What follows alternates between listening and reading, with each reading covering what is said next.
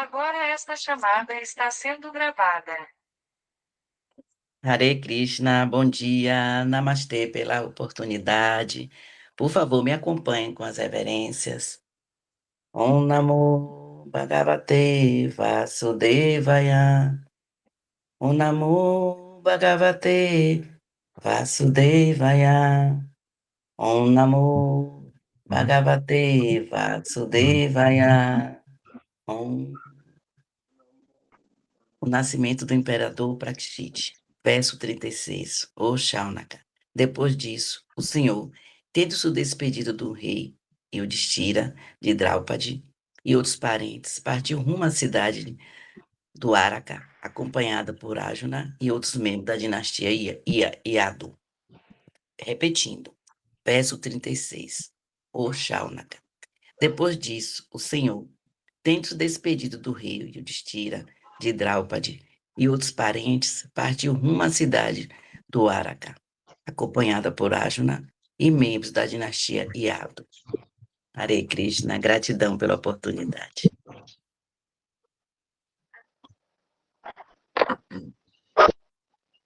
Om Gyana Timirandasya Gyananjana Shalakaya Chakshur Militan Gyana Tasmai Shri Gurave Namaha. Hare Krishna, Krishna Krishna, Hare Hare, Hare Rama, Rama Rama, Hare Hare. Srimad Bhagavatam, canto 1, capítulo 12, verso 36. Tatoranya Bhyanojana Tat Krishnaya Sahabhandubhi Yayau Dvara Vichim Brahman Sarjuno Yudbi Vritaha. Om.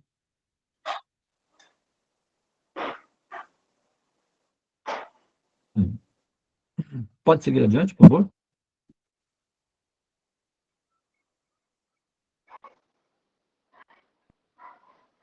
Temos só um verso hoje? Sim. Ó Shaunaka, depois disso, o Senhor, tendo se despedido do rei Yudhishthira, de Draupadi e outros parentes, partiu rumo à cidade do Araka, acompanhado por Arjuna e outros membros da dinastia Yadu. Recentemente, deixa eu ver se eu pego aqui, mostrar para vocês aqui um dado aqui. Vou falando por enquanto. Recentemente,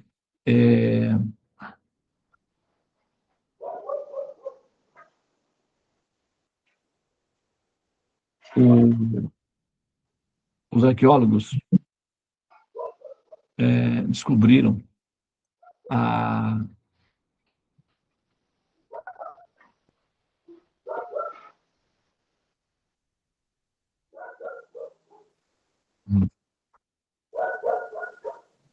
Vou compartilhar com vocês aqui, tá? Só depois eu falo.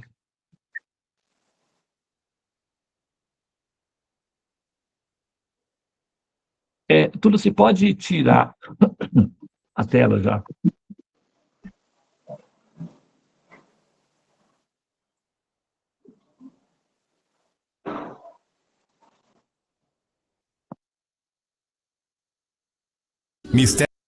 No litoral de Gujarat, na Índia, há uma descoberta que desafia a história: a cidade submersa de Dwarka. Segundo os textos antigos do Mahabharata, Dwarka foi construída pelo deus Krishna, uma cidade deslumbrante com palácios dourados e portos grandiosos. Após a morte de Krishna, disse que a cidade afundou nas águas, desaparecendo sem deixar vestígios. Por séculos, Dwarka foi considerada uma lenda, até que, em 1988, arqueólogos encontraram ruínas submersas na região, muito semelhantes à descrição da cidade mitológica. Essas estruturas, datadas de cerca de 9.000 anos, poderiam ser uma das cidades mais antigas da história. Se essas ruínas forem mesmo de Dwarka, o que mais estamos prestes a descobrir sobre civilizações perdidas? A cidade submersa pode ser a chave para reescrever a história humana. Se inscreva no canal e até a próxima descoberta. Mistérios do mundo que ninguém consegue explicar. A cidade submersa da Índia. A cidade submersa de Dwarka, localizada na costa do estado de Gujarat, na Índia, é considerada um dos mistérios arqueológicos mais fascinantes do mundo. Segundo relatos antigos, Dwarka teria sido fundada por Krishna, uma divindade central do hinduísmo.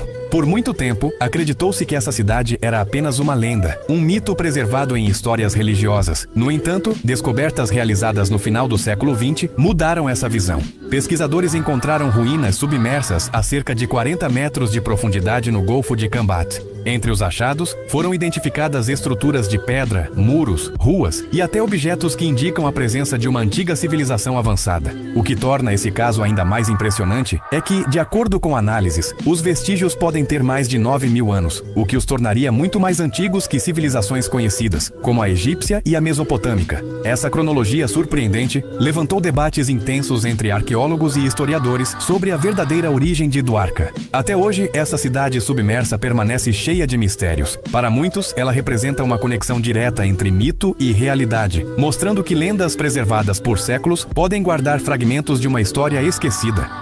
Mistérios do mundo.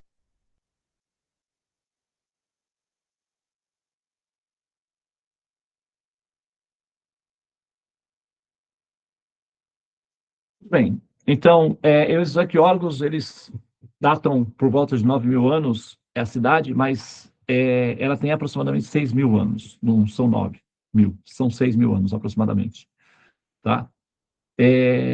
Essa cidade, ela foi construída, a Krishna, ele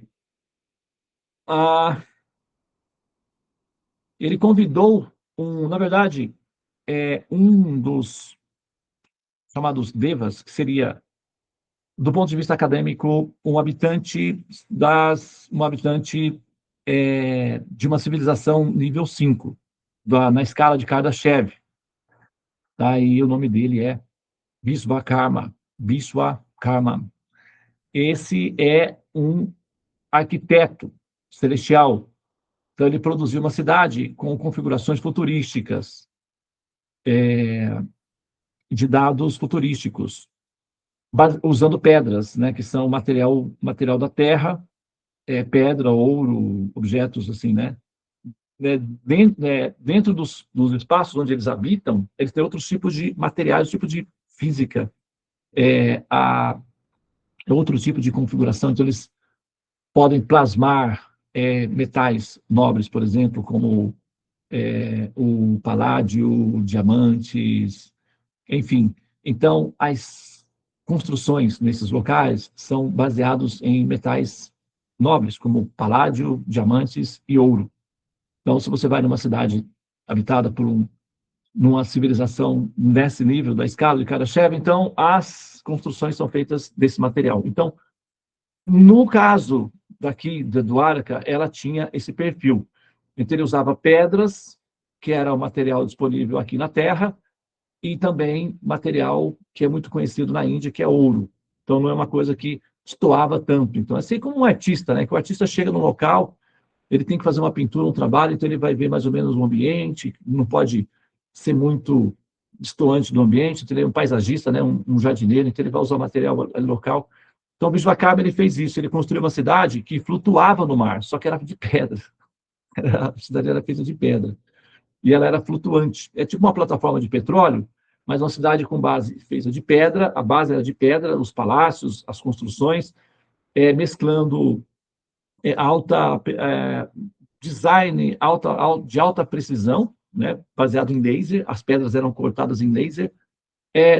Vou pegar aqui uma outra aqui, para vocês verem como é que é feito isso, como é que eles fazem isso, tá?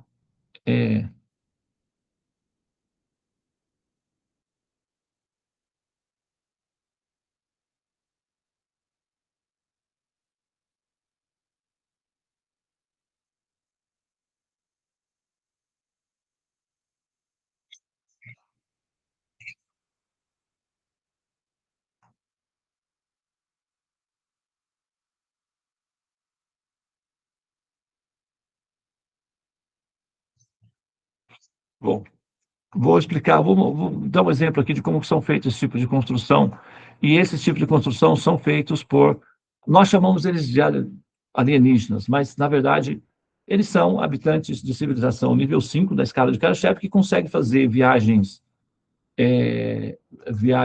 interestelares, ou seja, elas conseguem cruzar os espaços entre os espaços e visitar regiões longínquas do universo, no caso, a Terra, tá? Vamos lá. Lhasa é considerado um dos maiores feitos da arquitetura indiana. Localizado no sítio arqueológico de Ellora, que tem vários templos e grutas, o templo é dedicado ao deus Shiva, uma das principais divindades do hinduísmo, construído no século VIII durante o reinado do rei Rashtrakuta, que foi totalmente esculpido em uma única rocha de basalto. Uma das características únicas do templo de Kailasa é que ele foi esculpido de cima para baixo, diferente de outras estruturas, que foram esculpidas de baixo para cima. A entrada elaborada é conhecida como Gopuram, que leva a um pátio interno aberto, cercado por colunas decoradas e esculturas. As dimensões do templo de Kailasa são impressionantes. A estrutura possui aproximadamente 32 metros de altura, 33 metros de largura e 109 metros de... Como isso é possível? Vamos ver? Você já ouviu falar do Templo de Kailasa? Para começar, a rocha base deste lugar remonta a 6.000 anos. Amigão, isso é basal. Essa rocha remonta a 65 milhões de anos. Todo o complexo foi esculpido de uma única pedra. Sim, a pedra foi escavada de cima para baixo no formato que eles queriam, sendo um dos grandes feitos da engenharia humana, feito há 1.200 anos atrás. Um feito monumental que permanece um enigma. Enigma não é, né? Monumental, com certeza. Tanto que pelo lugar ter vários estilos diferentes, isso comprova que ele foi construído ao longo de vários reinados, utilizando muita mão de obra. Com certeza é a definição de monumental. Não há registros precisos de sua criação. Ele tem 1.200 anos, né? Mas tem sim. Existem placas de cobre em alguns lugares da Índia que falam sobre o rei Krishna I, seu financiamento de construção de templos em larga escala. O que bate com todos os vestígios da data da construção, com o reinado e com o estilo principal da construção. Dizem que o templo principal foi construído em 18 anos, conforme lendas locais. Não temos como afirmar isso. As lendas falam que o templo foi construído em uma noite, mas obviamente é simbólico para mostrar que foi muito rápido e feito com muito empenho. Mas para além disso, a gente não tem uma duração específica registrada que a gente pode afirmar. É desconcertante ver tudo isso diante dos olhos.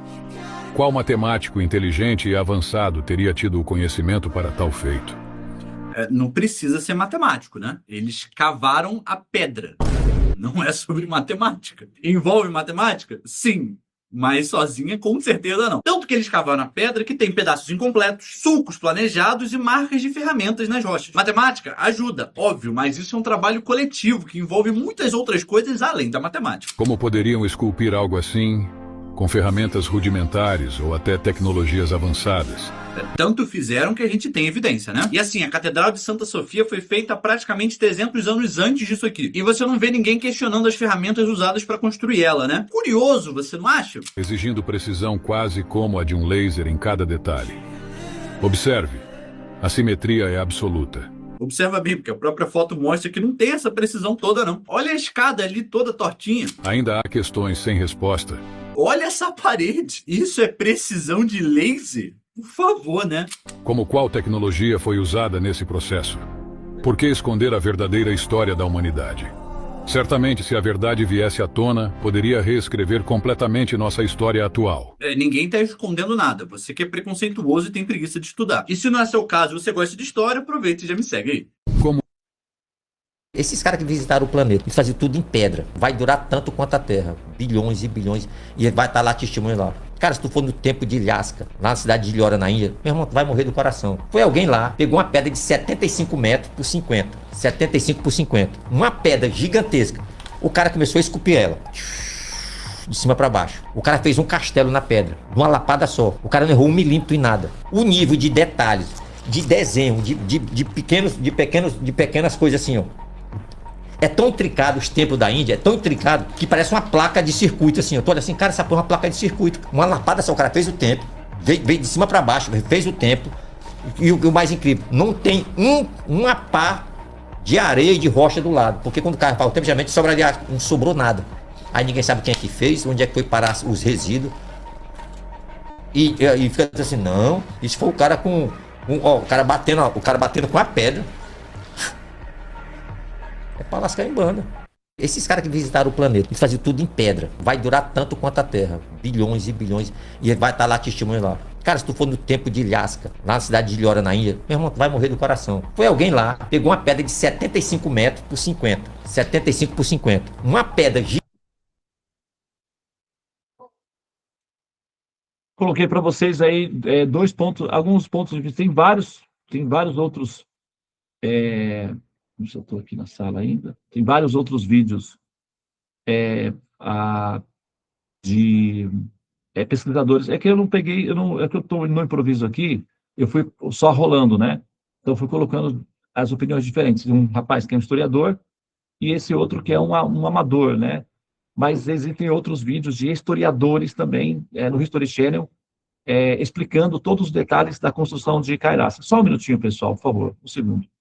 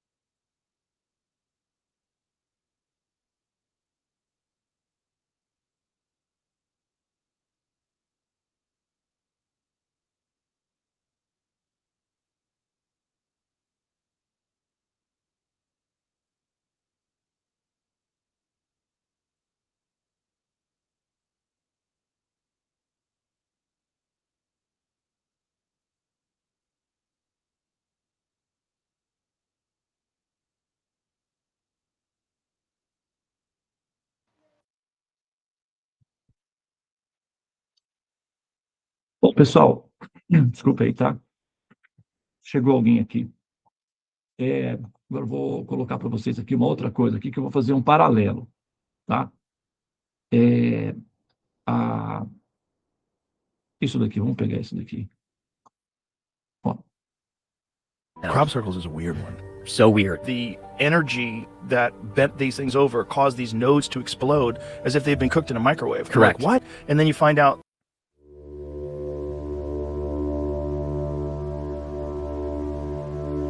Vou dar para mim, né, pastor? Aí tem em português.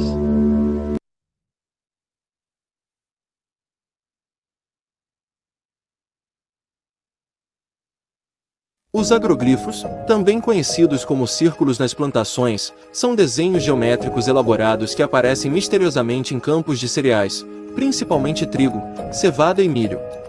Eles são frequentemente atribuídos a causas paranormais ou extraterrestres, mas muitos são criados por artistas humanos.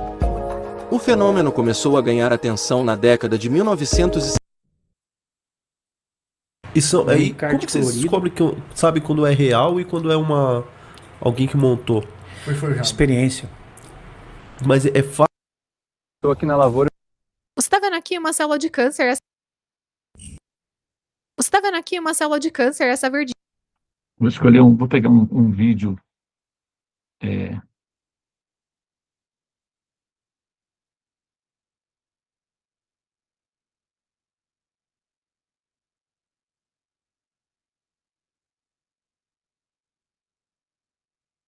Vou pegar isso daqui.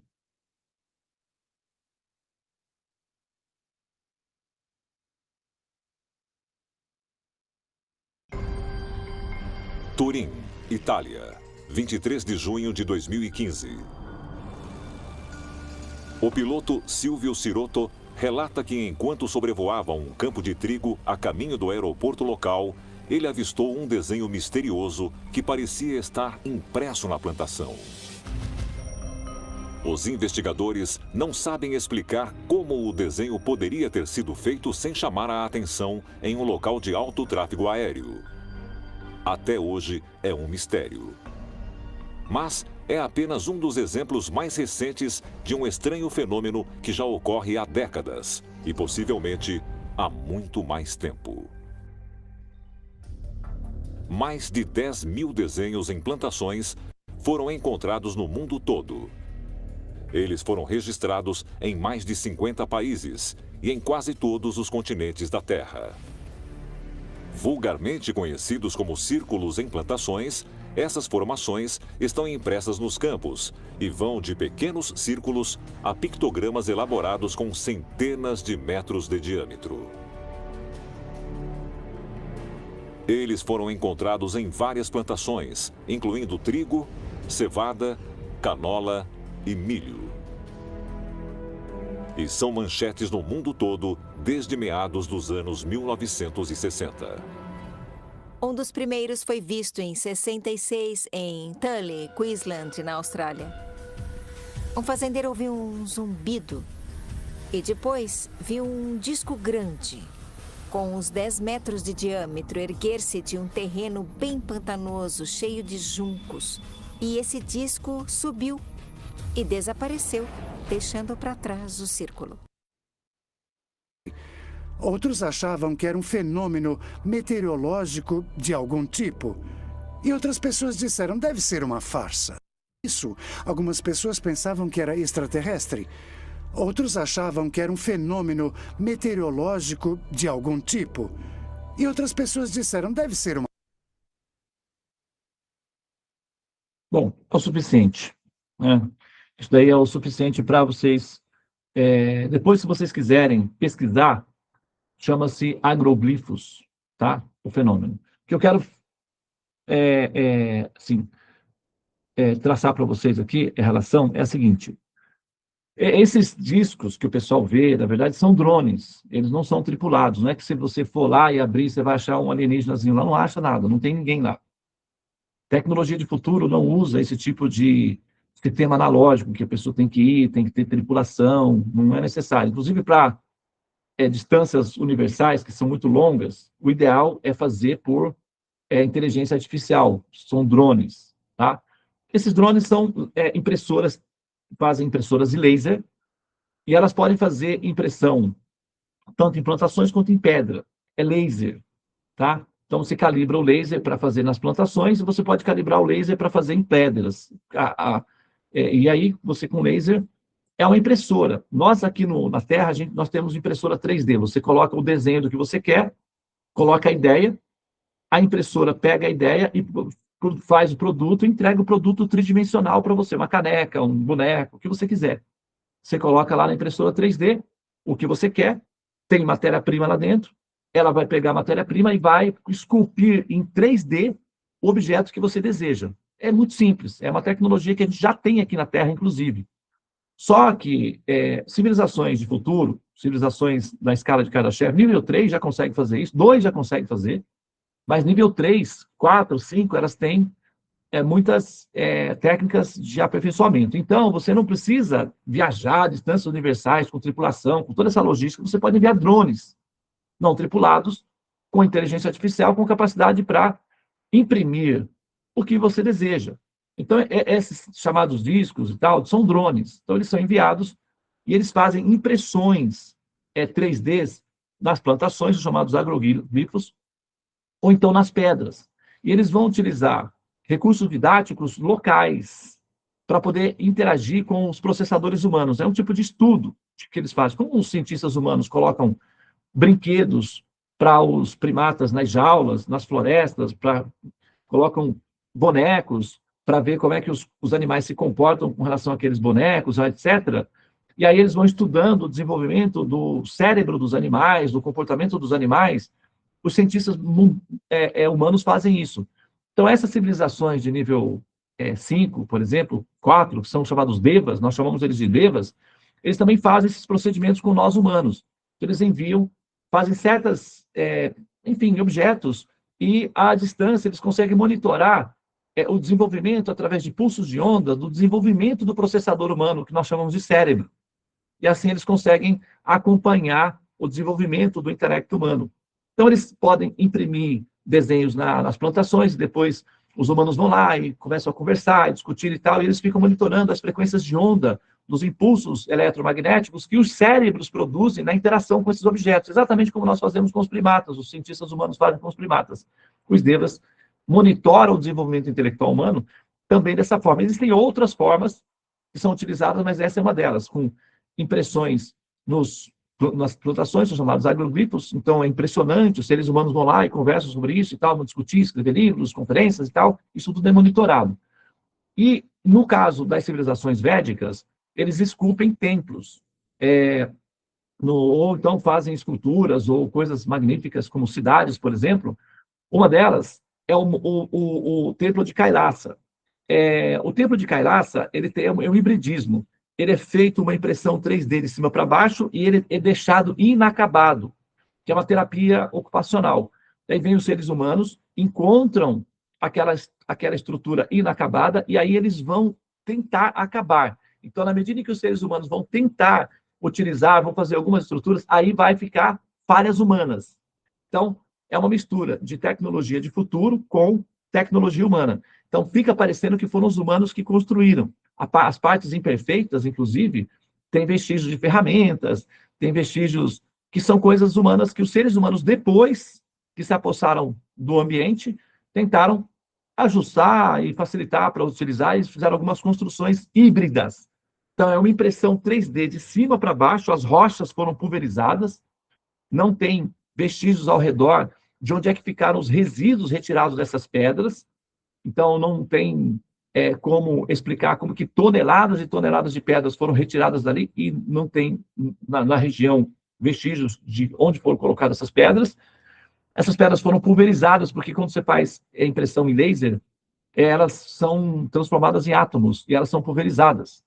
Então, é feita uma impressão 3D e depois os humanos vêm para interagir, tá? Da mesma forma, são as pirâmides do Egito, elas são feitas por impressão 3D e depois os seres humanos vêm, interagem, controlam, daí um rei vai dizer, essa coisa foi eu que fiz, vai escrever no papel, entendeu? É uma coisa muito, assim, sabe? Como, por exemplo, o Pitágoras, ele vai na Índia, aprende toda a matemática e tal, e depois ele volta para a Grécia e diz que inventou as histórias. Por quê? É muito comum dos humanos, tudo bem que o Pitágoras tem o mérito dele, mas ele é um discípulo dos indianos, ele foi para a Índia, tem documentos, a biografia dele informa claramente que ele aprendeu as técnicas na Índia, só que quando ele volta, inclusive ele virou vegetariano, ele era vegetariano porque ele aprendeu na Índia, e aí quando ele volta para a Grécia, então ele vai fazer a divulgação do sistema de matemática como se fosse dele, claro, porque ele aprendeu, então ele tem o mérito também. Então, o rei Khufu, será o tal rei, dizer que essa pirâmide foi eu que construí, escreve uma história, inventa uma história aí para dizer que foi eu que construí essa coisa grande aí, para, vamos dizer, pegar moral, né? Aí eles acham um documento dizendo que foi, né, foi ele que tal, mas, entende? Essas esculturas são esculturas feitas em 3D por drones de laser, não precisa ser tripulado, tecnologia de futuro não exige tripulação nenhuma, então você não vai derrubar um drone desse daí e achar um serzinho lá dentro, não vai achar nada, é tudo IA, é tudo por computação computadorizado à distância. Ela vem, desce, imprime rapidamente, esses desenhos de agroglifos, se vocês forem olhar, em 30 minutos, é feito todos esses desenhos de centenas de metros, negócio super complexo, difícil, que só dá para fazer por computador, e depois os drones se retiram e à distância ficam monitorando a reação humana eletromagnética a partir da relação dos processadores com aquele ambiente, o que eles vão descobrir, quais são as teorias, quais são as conjecturações. Os seres humanos estão estudando as pirâmides até hoje. Qual é a função disso? É uma terapia ocupacional.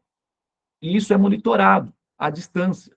Assim como, se você é um cientista, você coloca lá uma caixa e um quadrado. Se o macaco conseguir colocar o quadrado dentro da caixa, ganha uma banana. Aí, quanto mais complexo o aprendizado do macaco, mais complexo é o objeto colocado ali e mais bananas ele ganha. Então, algumas tecnologias que são oferecidas aos humanos são presentes dessas civilizações por conta, né, de que os humanos conseguiram quebrar ou decifrar algum enigma ou evoluir de alguma forma. Então, eles vão incentivando o desenvolvimento intelectual humano, assim como os seres humanos eventualmente fazem isso com primatas também. Tá? Se você olhar para você, tem pessoas mais pobres que você, tem pessoas mais ricas que você. Tem pessoas mais bonitas que você, tem pessoas menos bonitas que você. Tem pessoas mais inteligentes que você, tem pessoas menos inteligentes que você. Isso é natural, é normal.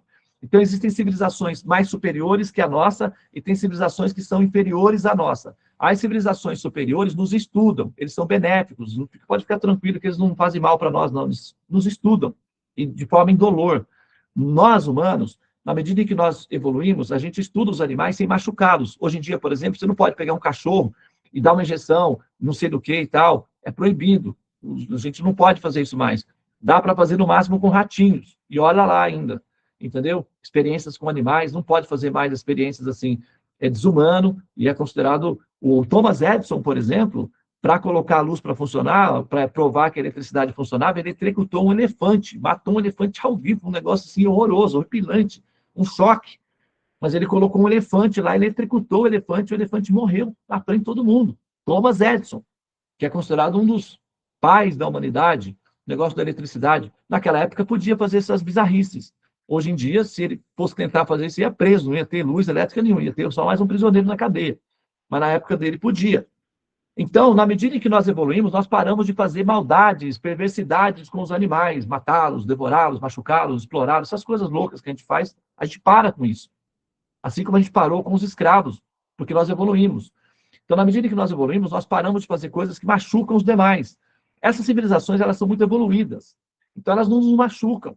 Não precisa cortar, enfiar um negócio, um chip na pele, isso é tudo bobagem. Hoje em dia, com scanner, você consegue analisar tudo, estudar tudo, e o scanner pode ser feito à distância, de forma indolor. Então, eles não vão pegar uma pessoa, levar para a nave, cortar, enfiar tubo, colocar um negócio lá, isso é tudo invenção da mente. Pessoas de futuro, tecnologia de futuro, não precisa nada disso. Basta um scanner, já consegue estudar a pessoa por completo. Hoje a gente tem tomografia computadorizada que não é invasiva, a pessoa entra numa máquina, escaneia, dá para saber tudo sobre a pessoa, sem precisar cortar, rasgar, sangrar, enfiar tubo, nada disso, tá? Isso tudo é meio lendas urbanas, folclóricas, civilizações de futuro. Civilizações inferiores, civilizações violentas, não conseguem fazer viagens espaciais interestelares, ou seja, de grandes distâncias, porque eles se matam entre si, então eles não desenvolvem tecnologia suficiente. Somente civilizações pacíficas é que conseguem tecnologia suficiente, gênios suficientes para produzir tecnologia para vencer as distâncias universais. Então, esses drones que chegam até nós são pacíficos. Eles não são agressivos, podem ficar tranquilos. Eles nos estudam, eles têm interação com os humanos, mas eles só se interessam no desenvolvimento intelectual. Eles só querem estudar como é que os seres humanos evoluem, porque eles são fofinhos, eles são engraçadinhos, eles são parecidos com bichinhos de estimação, para eles, do ponto de vista deles. Assim como a gente olha os macaquinhos fazendo aquelas macaquices, colocando um negócio e apertando o botãozinho e aparecendo uma luz, ele pulando de alegria. Para nós, tudo é muito engraçado e divertido. Para os devas, é muito divertido cuidar dos seres humanos e estimular eles a aprenderem. Então, civilização védica é um estímulo de civilizações de futuro, devas, que interagem com humanos para estimulá-los a serem mais evoluídos, espiritualmente, materialmente, intelectualmente, tudo. Então, eles são benéficos. Tá? E Krishna, quando foi para a cidade dele de Dwaraka, veio um desses habitantes do futuro, que é Vishvakarma, de uma civilização deva, e construiu uma cidade esculpida à base de laser, numa pedra. E essa cidade tinha muitos palácios, e ela era flutuante, e ela era feita de pedra, ouro, objetos, metais preciosos, e era uma cidade absolutamente alucinante, a descrição de Dwaraka. Krishna viveu ali com suas esposas e seus familiares durante 100 anos. E depois que ele terminou a lila dele, ele saiu, voltou para transcendência, os amigos dele, parentes próximos, que eram todos de civilizações de futuro, nível 5 da escala de Kardashev, chamados Devas, voltaram para os seus planetas de origem e a cidade afundou, porque não havia mais tecnologia de antigravidade que mantivesse a cidade flutuando. Então, ela só afundou.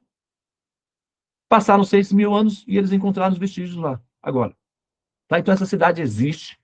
Ainda hoje ela existe, as ruínas. Krishna construiu essa cidade e ele viveu lá com seus habitantes. Tá bem? Só para vocês saberem que, historicamente, isso daí, a gente tem como demonstrar que isso é plausível, pautável, e é isso aí. Tá bom? Muito bem. Então, é isso, tá? Muito obrigado pela atenção de vocês, tá? Muito obrigado.